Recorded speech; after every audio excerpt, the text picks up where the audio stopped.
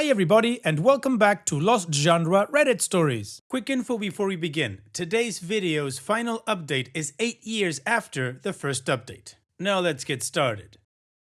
This post is from the subreddit Relationships and it's by user Redbeard Lafitte. Girlfriend, 24 female, wanted a break of 3 weeks from me, 24 male, after 8 years together. 1 week left.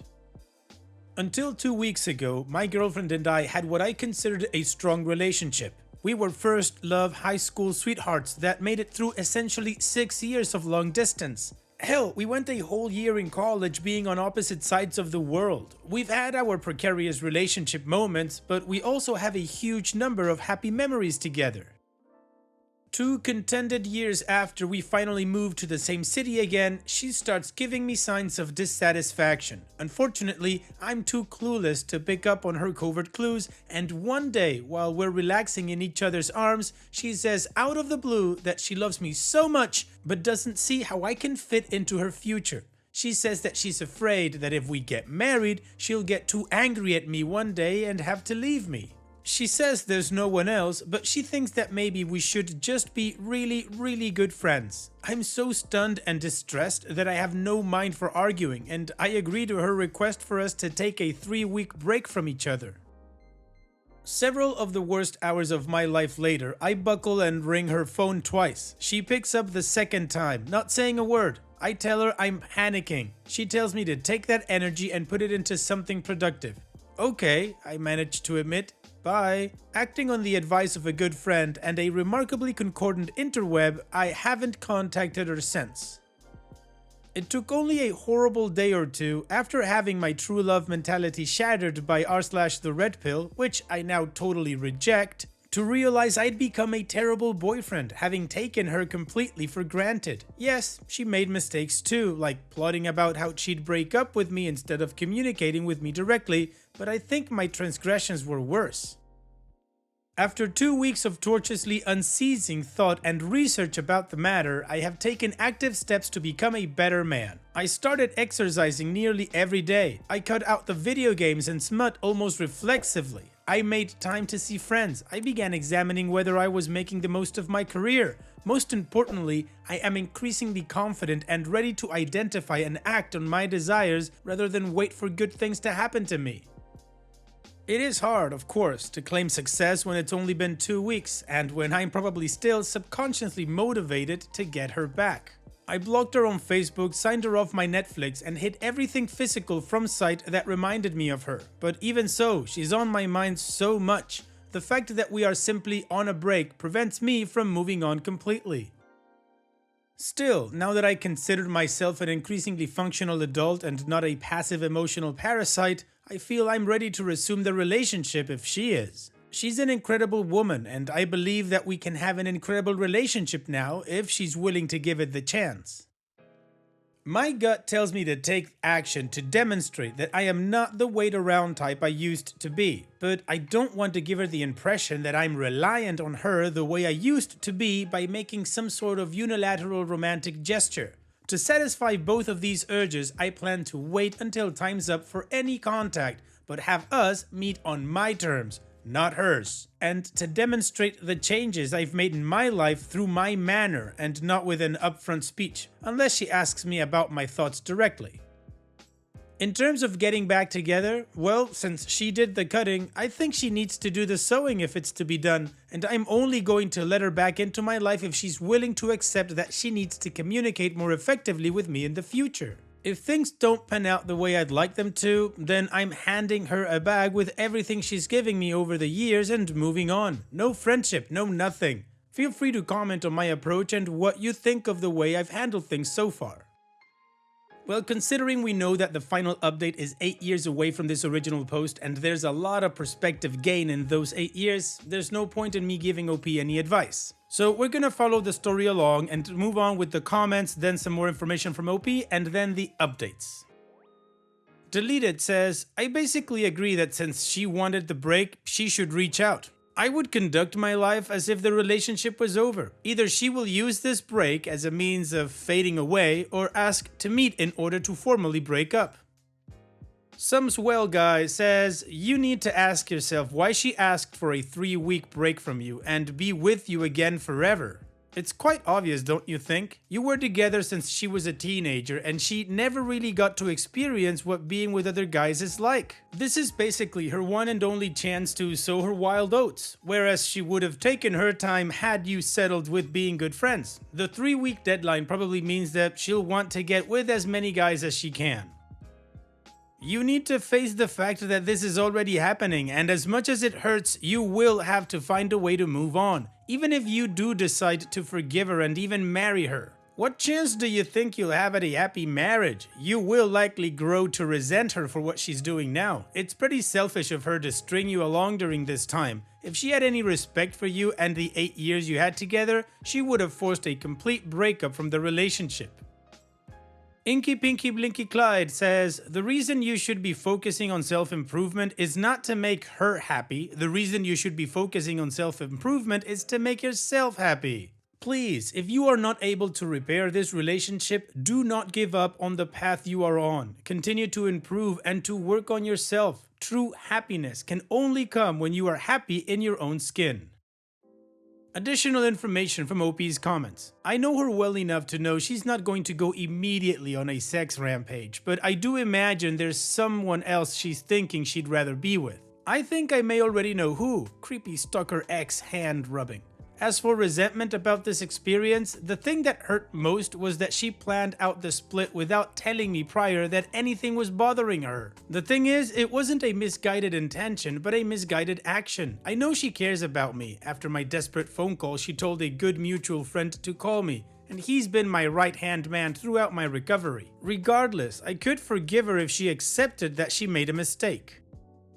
Now, I've been thinking about the fact that she suggested a full break but changed to a temporary one for the past 2 weeks. And it never occurred to me that I really have been believing what I wanted to. I wanted to think that she asked me for a break. I am realizing now that she did break up with me, that I was the one to check out and emotionally drag her into an incomplete breakup.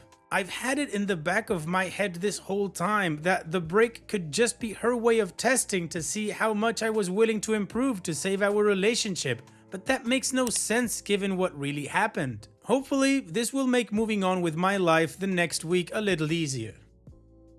Alright, well, the community gave OP some things to think about, but the one thing that I really agree with is the first 2 sentences on the last commenter, where they say that OP should be focusing on doing these things for him and not for anybody else. I would say that's the key takeaway from all the comments. Also from the context, we get that OP is apparently understanding that this is a breakup. Anyways, how about we now move on with the update to see what happened next? But before that, you know that here's another one of my playlists that you can enjoy after this video. Now let's move on with the update.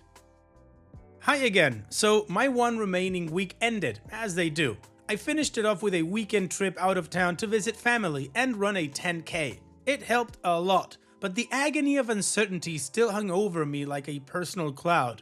When will she text me? What if she doesn't? Am I really ready to talk to her? And 1,000 other questions. She ended up wasting no time and texted me on the morning of the first work day of the week, along the lines of, "Hi, hope you had a great weekend. Want to meet on Saturday?" Smiley face.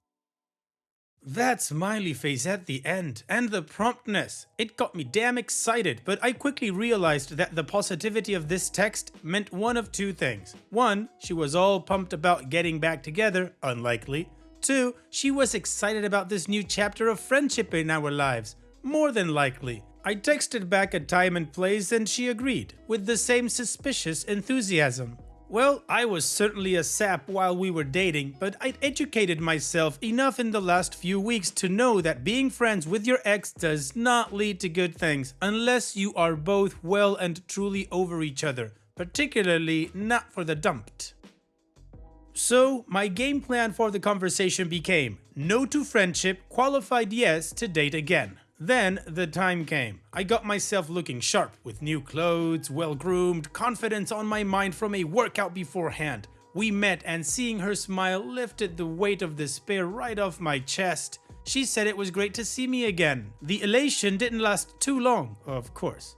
We casually talked about things we'd done in the last 3 weeks and the knowledge that I'd been purposefully excluded from what she'd been up to bring the hurt right back. All of a sudden, she was into EDM, my favorite genre, and was making plans to go to concerts and festivals when all she'd wanted to do before was drag me to ballets and concertos. I remained unaffected, no pathetic weeping this time. The first thing she did when we sat down to start talking about the next steps was to ask me what I thought. I may have done the wrong thing here by diving right into the past, asking her when she had started thinking of breaking up and whether she had tried telling me directly what was wrong. I had felt it was necessary to ask those questions to address the communication gap between us, but she was already on the verge of tears by the time she explained to me that it had been a few months, that she'd been waiting for the time when I had myself most together, and that it was just the way she did things to make up her mind on things and act on them. Okay. Well, then she turned to me and said again she'd been talking for a while, so what do you think? And even though I had been planning to pursue her on this point of better communication and let her approach the make or break, my emotions and my needs started effing me good at this point. I responded with something like, I want to try again to make this work. I feel like I saw something click in her head at that moment. She turned away. F. I don't remember everything that was said as our conversation lasted over an hour, but what unraveled was that she hadn't fundamentally changed her mind during the break, apart from realizing that we were very compatible. She didn't want to keep our old relationship even so. I told her that our old relationship was dead, but that we could start a new one, that I'd worked on myself and that I lived a healthier life now. She said she was so proud and happy I'd done that for me, but that she didn't want a new relationship either. I sensed the friendship trap closing and told her outright we couldn't be friends. That made her freeze in her tracks. You have a binary choice to make, I told her, to be with me completely or without me completely, and she responded through tears that she'd rather be without me. Well then, as the dust settled, she gave me a handwritten excerpt from a poem indicating that our relationship was stronger for the adversity we'd gone through. This threw me off, and when I parted from her shortly after, striding away without looking back, it gnawed upon my mind. Did she come into this expecting me to whisk her off of her feet? To tell her I'd never let her go like that again and treasure her forever? I knew that chasing her went against what I'd learned, but I also felt like I didn't have much to lose at this point, and that if I didn't chase her, I could regret terribly not knowing what would have happened. So I called her, asked her where she was, and ran to meet her again. Those movie romances, man, they F with you. I found her and grasped her and told her I loved her and tried to kiss her. Yes, please cringe. And as you would expect, she wasn't all, oh, I hadn't realized how much you loved me now. I love you again. She was more like, okay, so I have to explain myself all over again to you? It was good though, because this time she made it very clear what she was thinking. Not in a cruel way, but in a way that I could understand. She said repeatedly that she wasn't ready for a new relationship right now with anyone. She reiterated that she would rather risk me never talking to her again for the rest of our lives than start a new relationship with me when she wasn't 100% ready. And despite my protest, she said she would leave it to me when I wanted to see her again. I said of chasing her down, this was a mistake. She said, no, I really appreciate it. Yes, present me interjects. That ego boost from knowing for sure you're still the one in control is nice, isn't it? She was really torn up though. I have never seen her that unhappy. We parted ways again, and this time we really parted. So I do see now that I was only partially ready for the conversation. I'd improved my lifestyle, but I was still too driven by my fear of being alone. Still, even as mediocre as I performed, I think it was better to get some finality from it than to postpone the thing or not meet at all. And I don't even much regret chasing her because it helped me really clarify what she thought, helping me to realize that she'd stopped loving me romantically before we'd even broken up, despite still loving me platonically. As I thought about it more over the last few days, I came to realize that I've been blinded by the superficial qualities of this woman. She's attractive enough to have been approached on the street for modeling gigs. She's heiress level wealthy. She's very articulate and on her way to becoming a world-class scholar. And the sex was effing amazing. She spoiled me for so long. Planned vacations for us to the Midwest, to the Caribbean, to East Asia. Wrote me long-ass love letters while we were long distance. I reciprocated about 10% tops. I'd never known anything else and I had no foresight, so I took this all for granted. But oh, there were cons. I'd introduce her to my friends and she'd be shy and quiet, so I felt obligated to abandon my independent social life to spend time with her and her friends, which wasn't healthy. She hid our relationship from her dysfunctional family for the whole 8 effing years because we have such a good thing going. I don't want them to get involved. But most of all, I'm realizing that our relationship was inherently unequal. At one point around year 4, when the cracks in our relationship were starting to show, I asked her why she loved me. She responded simply with the children's book Corduroy, in which a lovingly naive teddy bear is purchased and sewn up by a little girl. If only I'd also been handed the cautionary tale of what happens to Corduroy when the girl grows up. Even if she didn't consciously intend to, I feel like my ex used me as an emotional crutch to get through college. She admitted she started planning the breakup right after her master's graduation, plying me with gifts to keep me around until the time arose to find actual marriage material. Even with all this, I have to wonder if it's possible for us to get back together as a couple someday, on new and different terms. The problems, while we were dating, may have been fixable with proper communication. And the primary reason she gave me for not trying again was that she wasn't ready for a relationship. Or maybe the cracks run too deep and our shared history is now too much of a hindrance to ever permit us to succeed together. It's probably too soon to say. During the hard days, I keep myself going knowing that the only way to get her back is, ironically, to get over her. During the good days though, well, everything is possible. Right now, I plan to first work on getting my life back in order. After a month, my apartment is still a disaster. And secondly, to try to be around people who have their lives together already. Organize fun things to do with my friends, even though planning stresses the hell out of me. To work on developing my career into what I want it to be rather than what I happened to fall into. And once I'm confident with the life I lead, to get back into the dating world and see what other women are like. Once I get particularly confident, perhaps I can test the waters with my ex again, but I'm not making any plans now to do so. And I'm not contacting her or responding to her with more than a polite, curt response if she contacts me, until I reach that point.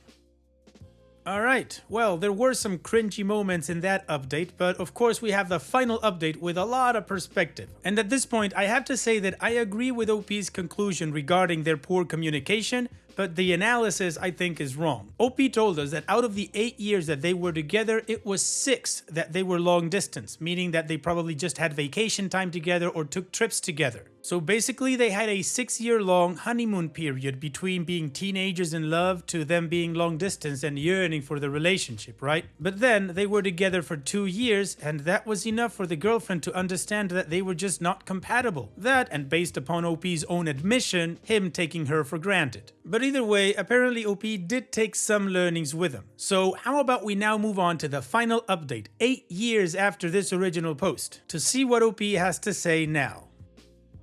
In August 2014, I made a couple of long posts on this subreddit about an 8-year high school sweetheart relationship that ended seemingly abruptly. I've gotten a few DMs recently asking for updates, so I thought I'd post this one for anyone trolling my post history and anyone who's interested in a little perspective years after getting Reddit relationship advice. I must say that looking back at the posts now is pretty cringe, but I had a lot of growing to do. Anyway, after all of that, I did spiral for a bit. I had already been diagnosed with depression during our relationship, but now I was passively life-ending and started to ideate plans. Thankfully, my brother lived in the city and he and a friend pulled through to spend time with me. I got back into the dating scene through apps, though a little too quickly. Sorry to those who suffered my rebound weirdness. It just took some time to process and figure out who I was without this person.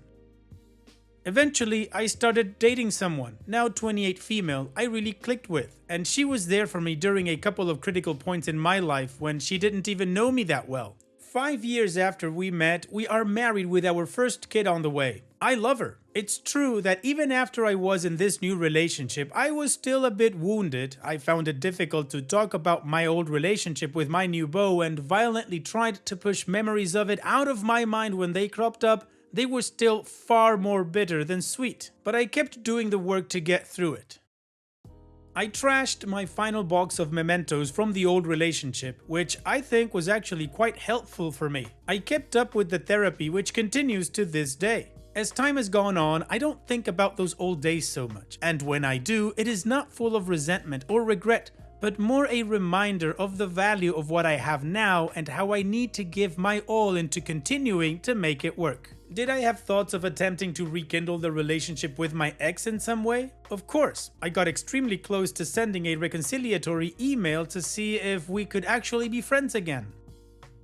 Despite my efforts to not try and find her on social media, I had blocked her in a fit of pique. One of my new exes sent me her latest handles and posts as a sort of revenge, so I had the opportunity there as well. But my therapist gave me the perspective of, why do this? What do you hope to gain? I was telling myself that I wanted to make sure she had moved on and had left nothing unresolved. But really, I wanted a vestige of the old days to return in some way. I had a new life to lead, and there was really nothing to gain from digging up the past. So it took time and it took work, but I got over it. I don't regret any part of what happened anymore because it all took me into the current moment, which I have to value for what it is. And for the most part, I am happy. If I really had to sum up, for better or for worse, for the things you love and the things you hate, this too shall pass. And that's it, an 8.5-year closure. So good for you, OP, on all the perspective gain, on everything that you've learned. Congratulations on your new happy life, and yeah, all the best in the future. Take care, OP, and thank you for sharing. And that's it for today's video. Thank you so much for taking the time to watch it. Now, if you've gotten to this point in the video, I assume that you like these stories that I'm reading out. So here are a couple more that you might enjoy. And if you don't have any time to watch another story right now, save it for later. And also, don't forget to hit that subscribe button.